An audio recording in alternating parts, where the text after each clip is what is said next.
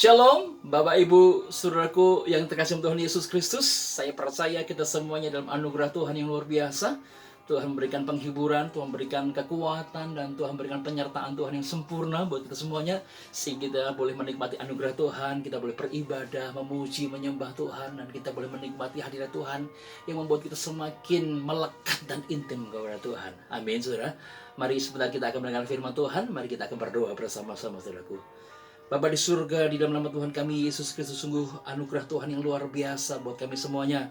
Kalau kami masih bisa bernafas, kami masih bisa menikmati anugerah Tuhan di dunia ini, itu semua karena kebaikan Tuhan, kemurahan Tuhan. Tuhan, kami percaya bahwa Tuhan memakai ini semuanya untuk supaya kami semakin intim dan melekat lagi kepada Tuhan. Semakin kami boleh menggenapi rancangan Tuhan yang besar, bahkan menyatakan kemuliaan Tuhan di akhir zaman ini. Terima kasih Tuhan, urapi setiap kami semua, akan berkati setiap kami semuanya, dalam kami boleh mendengarkan firman Tuhan dan kami boleh melakukannya, sehingga firman Tuhan terjadi dan tergenapi buat setiap kami semuanya, dan janji Tuhan kami nikmati. Terima kasih Tuhan, terpuji nama Tuhan kekal sampai selama-lamanya. Di dalam nama Tuhan kami Yesus Kristus Juru Selamat dan Penebus kami hidup, kami berdoa dan mengucap syukur. Haleluya, haleluya, amin. Baik, saudaraku yang terkasih Tuhan Yesus, judul tema khotbah saya pada hari ini, saya berikan judul yaitu kembali kepada satu-satunya Allah yang benar, Tuhan Yesus Kristus, saudara. Menjadi pembahasan yang sangat serius sekali sepanjang tahun 2020 sampai 2021, saudara, adalah mengenai COVID-19, saudara. Ya, pertanyaannya adalah mengapa bisa ada coronavirus yang mematikan ini, saudara? Apakah dosa manusia sampai akhirnya harus mengalami kematian terjadi, saudara? Dan apakah ini bentuk hukuman daripada Tuhan? Bahkan teguran atau mungkin murka daripada Tuhan? Atau justru ini serangan daripada iblis, saudara? Ya, dan dari manakah asalnya? Apakah itu dari manusia? Apakah itu dari iblis? Atau justru dari Tuhan sendiri? Dan sampai kapan pandemi COVID ini akan berakhir, saudara? Dan apa maksud dibalik COVID-19 ini yang mengakibatkan terjadinya kematian hampir 3,5 juta kematian di seluruh dunia ini, saudara? Wow! Ini bukan perkara yang biasa, bukan perkara main-main, tapi ada sesuatu hal yang luar biasa yang Tuhan ingin kerjakan bagi setiap anak-anak Tuhan, kerajaan Tuhan di muka bumi ini, supaya kita menggenapi rancangan Tuhan yang besar di akhir zaman ini. Amin, saudara. Pertanyaan dari semuanya itu, saudara, yang pasti jawabannya adalah Tuhan mengizinkan segala sesuatu yang terjadi, entah sekalipun kematian harus terjadi, saudara. Karena hidup dan matinya manusia itu ada dalam tangan kuasa dan kedaulatannya Tuhan. Dan Tuhan mengizinkan segala sesuatu yang terjadi untuk mendatangkan kebaikan bagi setiap kita semuanya, yang mengetahui rancangan Tuhan yang besar bagi kita semuanya. Amin, saudaraku. Oleh sebab itu mari kita membuka firman Tuhan kita untuk supaya kita boleh mengerti bagaimana Tuhan berkarya di tengah-tengah pandemi ini, saudara. Baik, di dalam Ulangan pasal 30 ayat 14 sampai 20, saya akan bacakan buat Bapak Ibu semuanya. Tetapi firman ini sangat dekat kepadamu, yakni di dalam mulutmu dan di dalam hatimu, untuk dilakukan. Ingatlah, aku menghadapkan kepadamu pada hari ini kehidupan dan keberuntungan, kematian dan kecelakaan. Karena pada hari ini aku memerintahkan kepadamu untuk mengasihi Tuhan Allahmu dengan hidup menurut jalan yang ditunjukkannya dan berpegang pada perintah, ketetapan, dan peraturannya. Supaya engkau hidup dan bertambah banyak dan diberkati oleh Tuhan Allahmu di negeri kemana engkau masuk untuk mendudukinya. Tetapi jika hatimu berpaling dan engkau tidak mau mendengar, bahkan engkau mau disesatkan untuk sujud menyembah kepada Allah lain dan beribadah kepadanya, maka aku memberitahukan kepadamu pada hari ini bahwa pastilah kamu akan binasa. Tidak akan lanjut umurmu di tanah kemana engkau pergi, menyeberangi sungai Yordan untuk mendudukinya. Aku memanggil langit dan bumi menjadi saksi terhadap kamu pada hari ini. Kepadamu ku perhadapkan kehidupan. Kepadamu ku perhadapkan kematian, berkat dan kutuk. Pilihlah kehidupan supaya engkau hidup, baik engkau maupun keturunanmu, dengan mengasihi Tuhan Allahmu, mendengarkan suaranya dan berpaut padanya. Sebab hal itu berarti hidupmu dan lanjut umurmu untuk tinggal di tanah yang dijanjikan Tuhan dengan sumpah kepada nenek moyangmu, yaitu kepada Abraham, Ishak, dan Yakub, untuk memberikannya kepada mereka. Wow. Firman Tuhan yang dahsyat, yang luar biasa sekali. Ketika Tuhan berfirman kepada bangsa Israel melalui Musa, saudara. Sebelum bangsa Israel menyeberangi sungai Yordan dan masuk dalam tanah perjanjian yang Tuhan janjikan, yang berlimpah susu dan madunya, saudara. Ini satu perjanjian, ketetapan Tuhan yang harus dilakukan. Satu perintah Tuhan yang harus dilakukan. Yaitu apa, saudara? Untuk kita mengasihi Tuhan Allah yang benar satu-satunya, yaitu Allah Abraham, Ishak, dan Yakub. Mengasihi dengan kita hidup berjalan sesuai dengan ketetapan Tuhan, perintah Tuhan dan kehendak Tuhan, dan kita mendengarkan suaranya, kita berpaut kepada Tuhan, kita intim dan kita berhubungan dengan Tuhan, kita berkomunikasi terus dengan Tuhan, dan Tuhan mau supaya kita hidup menurut jalan yang Tuhan perintahkan buat kita semuanya. Pertanyaan besar bagi setiap kita semuanya, saudara. Bagaimana kita bisa hidup mengasihi Tuhan? Karena Tuhan suruh mengasihi Tuhan Allahmu dengan segenap hatimu. Bagaimana kita mungkin bisa mengasihi Tuhan dan hidup menurut jalan yang ditunjukkannya jika manusia tidak mampu untuk apa? Mengenal Tuhan. Jika manusia tidak tahu siapa Tuhan.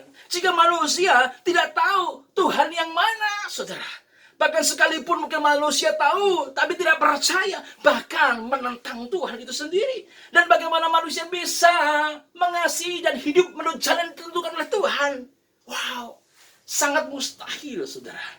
Maka dari itu, saudara, kenapa jawabannya manusia tidak bisa mengenal Tuhan dengan benar dan tidak bisa melakukan kebenaran firman Tuhan, saudara?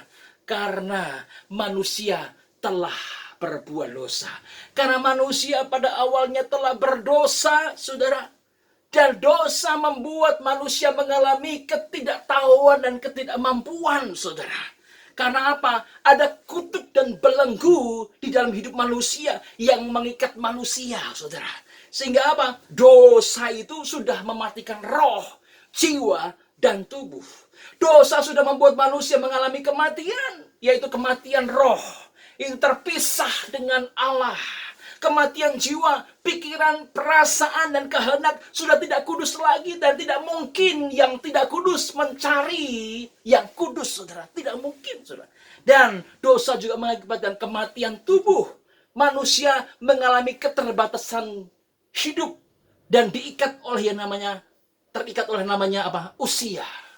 Usia membatasi manusia untuk tidak akan pernah bisa hidup kekal di muka bumi ini, saudara. Itulah dosa membuat manusia mengalami kematian. Akibat dari dosa apa, saudara? Manusia hidup sesuai dengan kehendak Tuhan dan manusia hidup sesuai dengan kehendaknya sendiri dan keinginannya sendiri, saudara. Manusia cenderung hidup bebas tanpa hukum dan peraturan. Sehingga semakin menyimpang dari kejahatan, saudara. Dan juga mengalami kebebalan, saudara. Manusia tidak bisa dan tidak mampu mencari dan mengenali Tuhan dengan benar sekalipun manusia mencarinya. Manusia mulai mencoba mencari dengan apa? Menyembah patung-patung, menyembah dewa-dewa, menyembah batu, menyembah pohon, menyembah apapun juga, dibikin patung untuk disembahnya. Rupanya manusia, karena mengalami keberdosaan itulah, sehingga manusia mencoba untuk apa?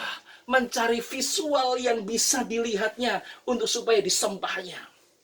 Kalau saudara baca dalam kitab Kejadian sampai kitab Maliahi, saudara, bahkan bangsa Israel pun yang mengenal Tuhan pun jatuh bangun dalam dosa penyembahan berhala, saudara.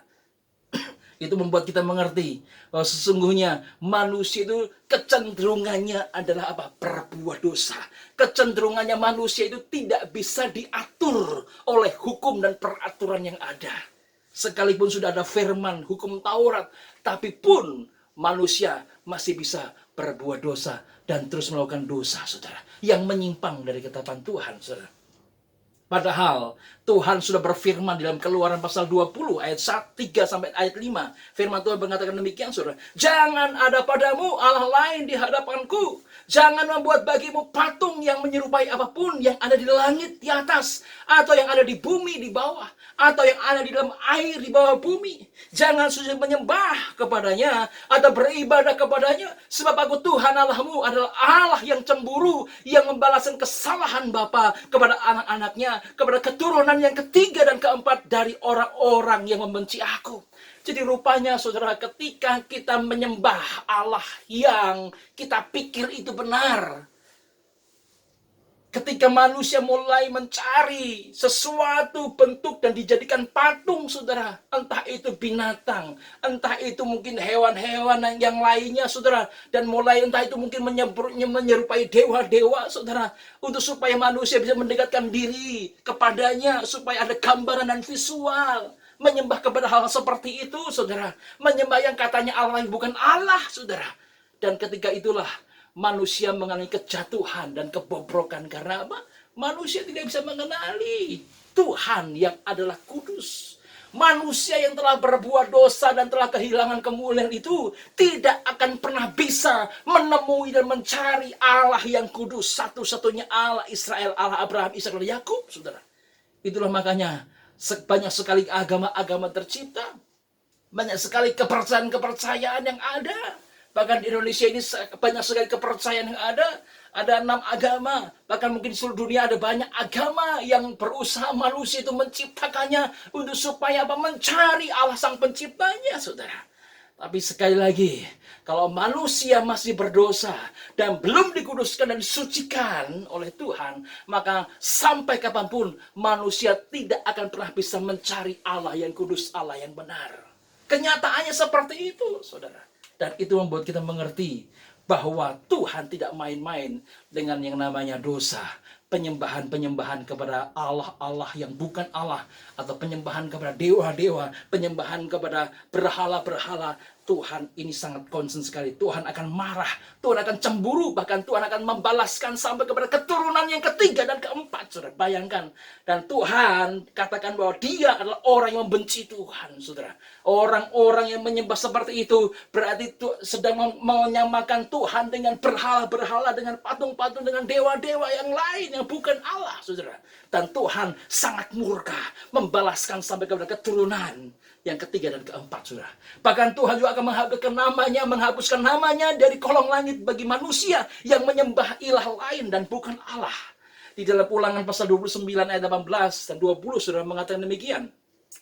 Sebab itu janganlah di antaramu ada laki-laki atau perempuan, kaum keluarga atau suku yang hatinya pada hari ini berpaling meninggalkan Tuhan Allah kita, untuk pergi berbakti kepada Allah bangsa-bangsa itu. Janganlah di antaramu ada akar yang menghasilkan racun atau ipuh, maka Tuhan tidak akan mau mengampuni orang itu, tetapi murka dan cemburu Tuhan akan menyala atasnya pada waktu itu. Segenap sumpah serapah yang tertulis dalam kitab ini akan menghinggapi dia, dan Tuhan akan menghapuskan namanya dari kolong langit ini. Wow, saudara, ini sesuatu perintah Tuhan, firman Tuhan yang luar biasa sekali. Tuhan benci, Tuhan murka, bahkan Tuhan mau menghapuskan namanya dari muka kolong langit ini, saudara, ketika dia menyembah kepada ilah-ilah lain yang bukan Allah Abraham, Ishak dan Yakub.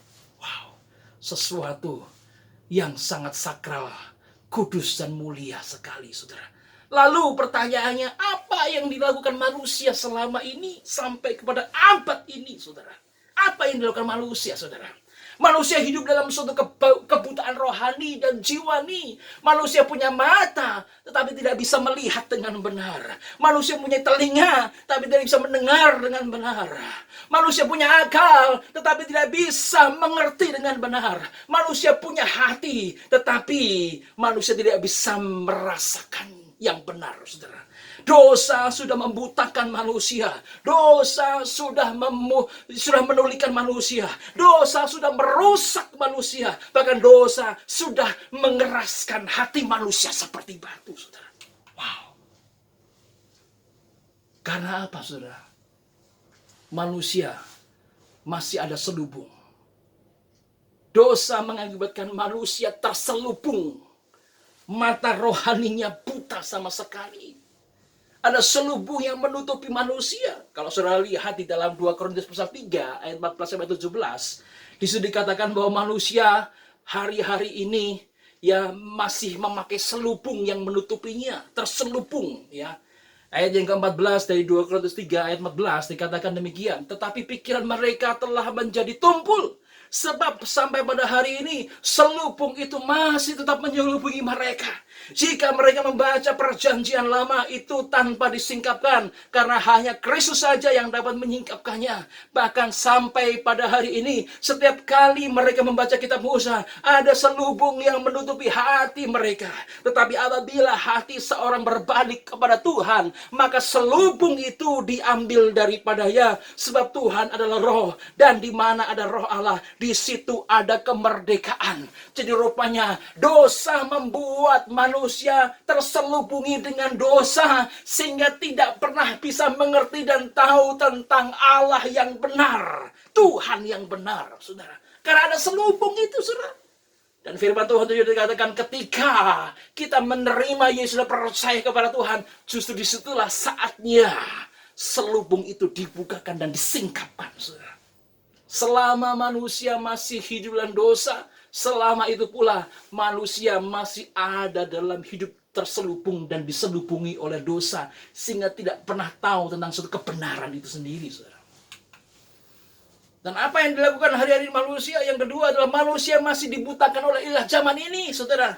Di dalam 2 Korintus pasal 4 ayat 3 sampai 5, firman Tuhan juga mengatakan demikian. Jika Injil yang kami beritakan masih tertutup juga, maka ia tertutup untuk mereka yang akan binasa, yaitu orang-orang yang tidak percaya, yang pikirannya telah dibutakan oleh ilah zaman ini, sehingga mereka tidak melihat cahaya Injil tentang kemuliaan Kristus yang adalah gambaran Allah.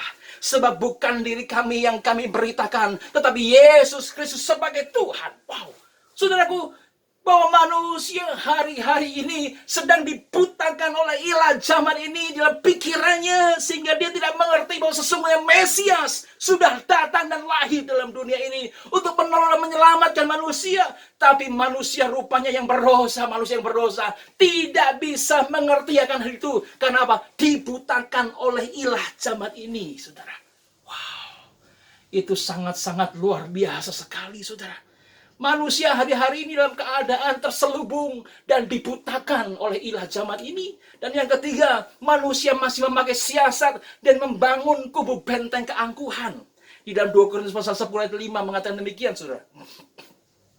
Kami mematahkan setiap siasat orang dan merubuhkan setiap kubu yang dibangun oleh keangkuhan manusia untuk menentang pengenalan akan Allah. Kami menawan segala pikiran dan menaklukkannya kepada Kristus. Rupanya, saudara, hari-hari terakhir manusia menjadi angkuh, manusia menjadi sombong, manusia menjadi tak tahu diri, manusia menjadi tak tahu diuntung, saudara. Manusia berjalan sekehendaknya sendiri, semaunya sendiri, bahkan ke emosi, bahkan kepada kriminalitas, pembunuhan dan lain sebagainya. Manusia menjadi bebal, saudara, dan tidak ada baiknya sama sekali, saudara, di akhir zaman ini. Karena apa? Yang dibangun ada benteng kubu pertahanan, kubu benteng kesombongan, keangkuhan hidup yang menentang pengenalan akan Sang Juru Selamat yang menolong manusia, yang mampu untuk membuat manusia itu diselamatkan, dikuduskan, saudara. Disitulah kegagalan manusia akibat daripada dosa. Manusia mengalami kematian rohani dan juga kematian jiwani dan juga kematian tubuh. Tapi juga manusia yang dilakukan hari ini adalah manusia masih terselubung. Manusia masih dibutakan ilah zaman ini. Dan manusia membangun benteng kubu pertahanan di dalam keangkuhan dengan pemikirannya sendiri, dengan semaunya sendiri, saudara. Tidak dengan firman Tuhan, saudara. Wow. Lalu bagaimana manusia bisa diselamatkan? Bagaimana manusia dapat diselamatkan, saudara? Ada sekitar kurang lebih 7 miliar di muka bumi ini. Bagaimana manusia bisa dapat diselamatkan, saudara? Rupanya dibutuhkan penyelamat, yaitu Mesias untuk menolong manusia. Dibutuhkan manusia disucikan dan diampuni akan dosa-dosanya. Dibutuhkan Tuhan supaya manusia dapat disucikan dan diampuni dosa-dosanya. Dibutuhkan pendamai antara Allah dengan manusia yang telah berdosa, saudara. Pertanyaannya, saudara, siapakah yang dapat menyucikan dan mengampuni dosa, yang mendamaikan dan menyelamatkan manusia? Ini pertanyaan penting selama kita hidup dalam dunia ini, saudara. Karena kita sedang diperhadapkan dengan kematian di depan kita. 3,5 juta dan akan terus bertambah, saudara. Kematian demi kematian terjadi di depan kita, saudara. Kalau manusia tidak tahu tentang tujuan hidupnya dan arti hidupnya, saudara, maka itu akan menjadi satu penyesalan yang sudah terlambat, saudara, ketika kematian menjemputnya, saudara.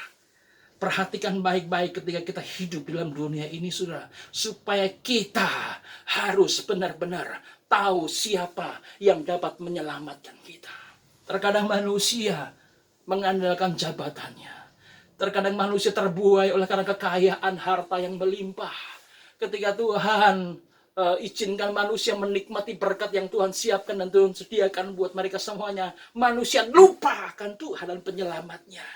Hari ini saya berdoa supaya setiap kita semuanya diberikan satu pewahyuan dan pemahaman tentang pengenalan akan Allah yang benar di dalam kehidupan kita semuanya. Siapapun juga saudara yang menonton tayangan ini, saudara, di online ini, saudara, saya percaya saudara akan bertobat, saudara akan menerima janji dan pewahyuan dari Tuhan sendiri, supaya saudara benar-benar bisa mengerti bahwa sesungguhnya Tuhanlah pemilik empunya bumi ini. Segala sesuatu yang ada di muka bumi ini hanya pemiliknya Tuhan kita Yesus Kristus. Kenapa? Kematian yang terjadi tidak akan pernah bisa membawa seluruh harta dan jabatan dan kedudukan saudara. Semua harus ditinggalkan dan kita kembali kepada Allah dengan tangan yang hampa, saudara. Dengan kosong, tidak ada lagi, saudara. Dan itu yang membuat kita mengerti, mari kita harus hidup dalam dunia ini sesuai dengan kehendak Tuhan. Kita ikutin apa yang menjadi firman Tuhan bagi setiap kita semuanya. Ada guidance-nya, ada tuntunan hidupnya. Tuhan Yesus Kristus adalah Allah yang benar dan hidup yang kekal bagi kita yang percaya kepada Tuhan kita Yesus Kristus. Amin, saudara. Di dalam 1 Yohanes pasal 5 ayat 20, firman Tuhan mengatakan demikian, saudara. Akan tetapi kita tahu bahwa anak Allah telah datang dan telah mengaruniakan pengertian kepada kita, supaya kita mengenal yang benar, dan kita ada di dalam yang benar, di dalam anaknya Yesus Kristus. Dia adalah Allah yang benar dan hidup yang kekal. Wow. Inilah yang Tuhan tunjukkan melalui firman-Nya bagi setiap kita semuanya. Sungguh satu anugerah Tuhan yang besar bagi kita semuanya. Kasih-Nya begitu hebat, dalam, panjang, dan lebar, dan luasnya buat kita semuanya. Ini satu pengertian firman Tuhan yang Tuhan berikan kepada setiap kita semuanya, umat manusia di bumi ini. Bahwa Tuhan mengatakan bahwa kita ada di dalam yang benar, di dalam anaknya Yesus Kristus. Dia adalah Allah yang benar, satu-satunya, dan dialah hidup kekal kita, saudara. Wow. Saudara, apalagi yang mau kita katakan dan apalagi yang mau kita debatkan tentang Allah satu-satunya yang benar, yang kita percayai, yang kita imani di dalam Tuhan kita Yesus Kristus. Inilah yang Tuhan ingin tunjukkan buat kita semuanya. Pilihlah kehidupan supaya kamu hidup. Pilihlah berkat supaya kamu diberkati oleh Tuhan. Dan inilah kalau kita tinggal dan percaya kepada Tuhan kita Yesus Kristus, kita sedang mengasihi Tuhan. Kita sedang melakukan kehendak Tuhan. Kita sedang mendengarkan tuntunan dan suaranya. Kita sedang berpaut kepada Tuhan ketika kita percaya kepada Tuhan.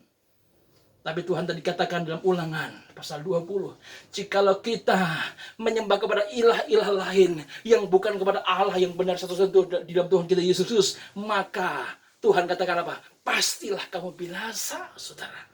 Dan bahkan namanya akan dihapuskan dari kolong langit ini. Ngeri benar penghukuman Tuhan buat kita semuanya. COVID-19 ini, saudara, menyadarkan manusia di seluruh muka bumi ini supaya kita kembali kepada satu-satunya Allah yang benar, yaitu Tuhan kita Yesus Kristus. Jangan sia-siakan kesempatan hidup.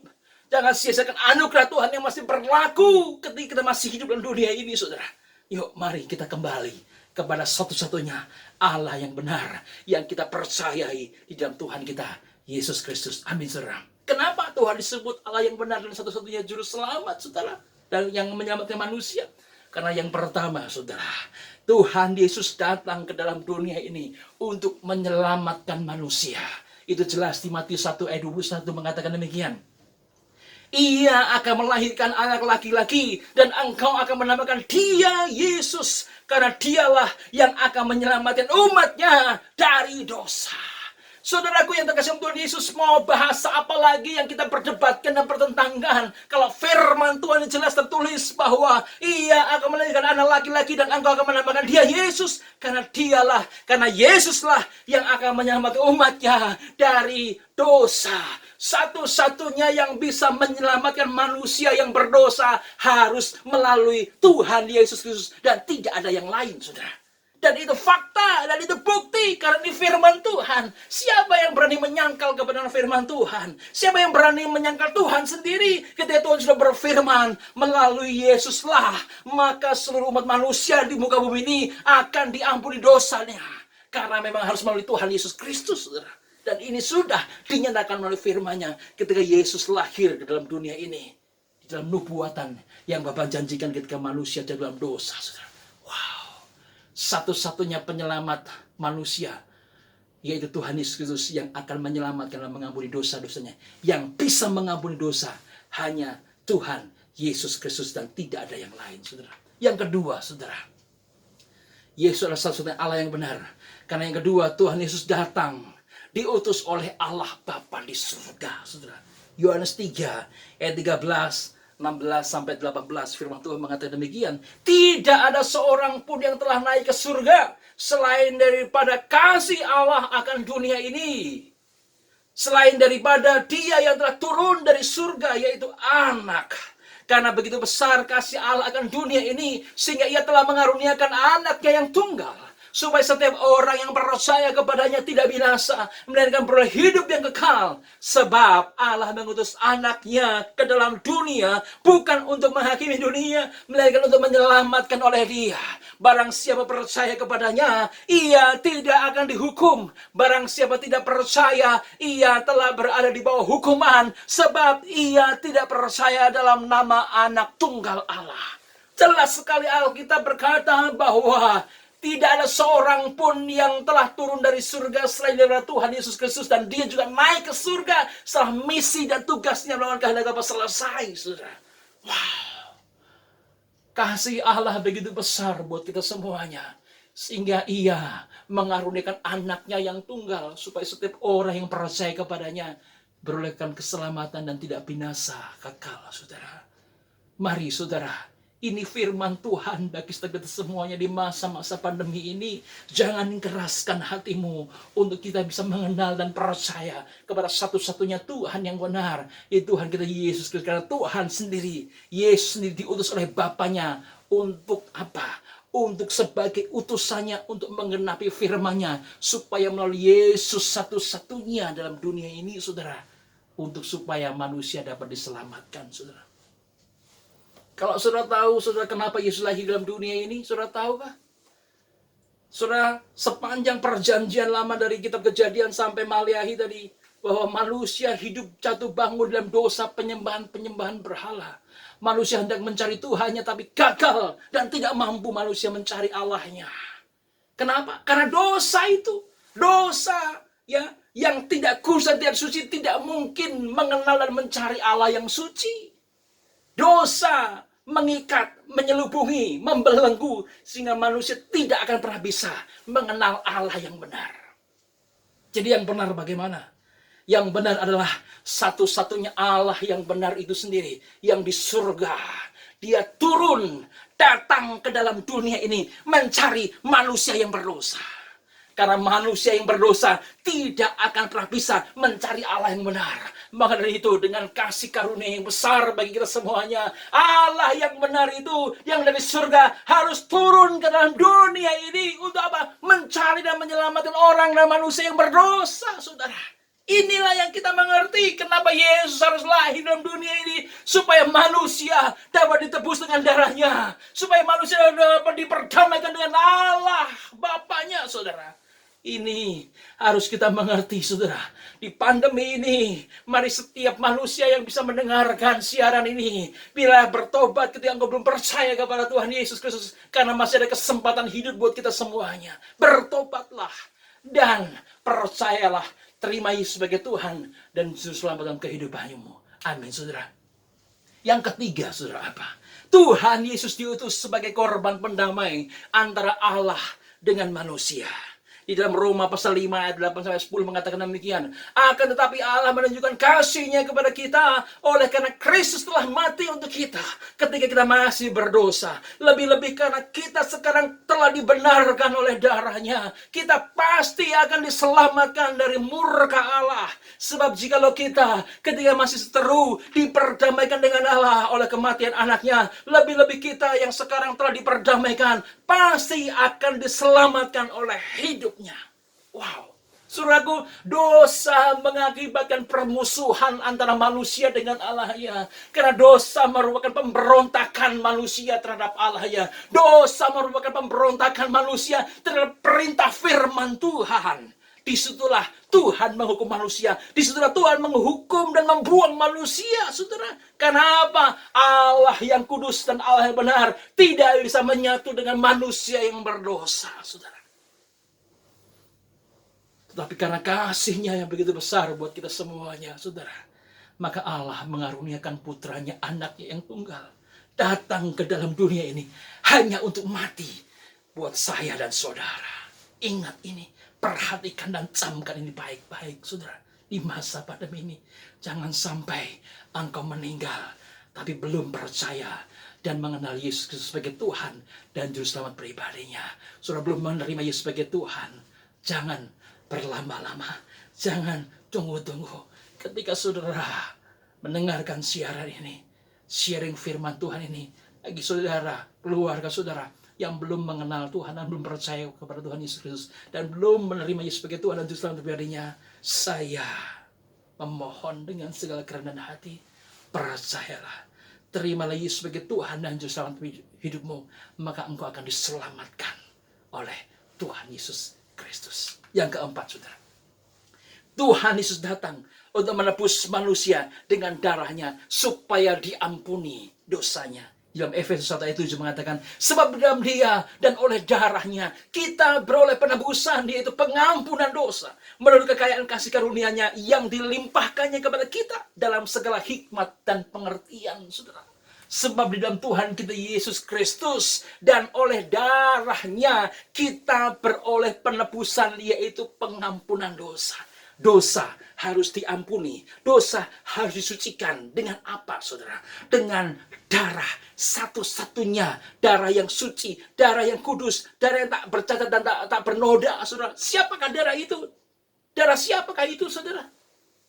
Satu-satunya hanya melalui darah Yesus, di mana Yesus telah turun dari surga, datang ke bumi ini untuk apa? Supaya darahnya tercurah menjadi tebusan bagi banyak orang. Ingat konsep perjanjian lama, bahwa ketika manusia sudah berbuat dosa, dia harus apa? Memberikan korban sembelihan, dan korban itu harus disembelih dan mati, dan korban itu harus mengeluarkan darahnya dalam bentuk hewan, ya lembu, kambing, domba dan lain sebagainya, disembelih supaya apa? Darahnya keluar dan korban itu mati.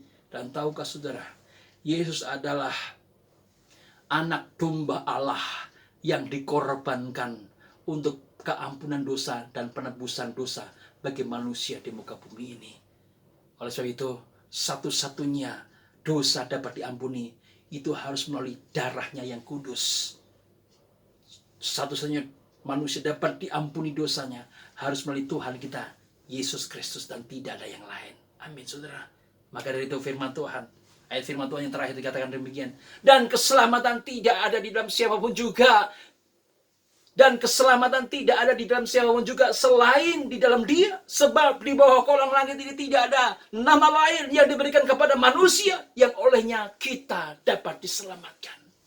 Di bawah kolong langit ini tidak ada seorang penyelamat yang lain kecuali hanya di dalam Tuhan kita, Yesus Kristus, saudara. Karena melalui Tuhan Yesus Kristuslah manusia dapat diampuni dosa-dosanya, disucikan dengan darahnya. Karena dosa harus disucikan dengan darah, yaitu darah Tuhan kita Yesus Kristus. Biarkan firman Tuhan ini boleh menghidupkan roh kita. Biarkan firman Tuhan ini boleh memberkati setiap kita semuanya dan mengubahkan kehidupan kita menjadi baru di dalam Tuhan kita Yesus Kristus. Biarkan firman Tuhan ini memberkati setiap kita semuanya. Biarkan firman Tuhan ini boleh menjadi satu pengharapan di dalam kekekalan kita. Pengharapan di masa-masa pandemi ini untuk kita menerima anugerah yang besar buat kita semuanya. Terima kasih. Biarkan Tuhan Yesus memberkati kita semuanya. Shalom. Mari kita berdoa, saudara. Bapa di surga, kami sungguh mengucap syukur buat segala kebaikan Tuhan dan anugerah Tuhan yang luar biasa. Kalau kami boleh mendengarkan firman Tuhan pada hari ini Tuhan, itu semua karena anugerah Tuhan. Dan hamba percaya bahwa inilah satu kesempatan di mana kami boleh mendengarkan firman Tuhan dan boleh mengimaninya, bahkan melakukannya.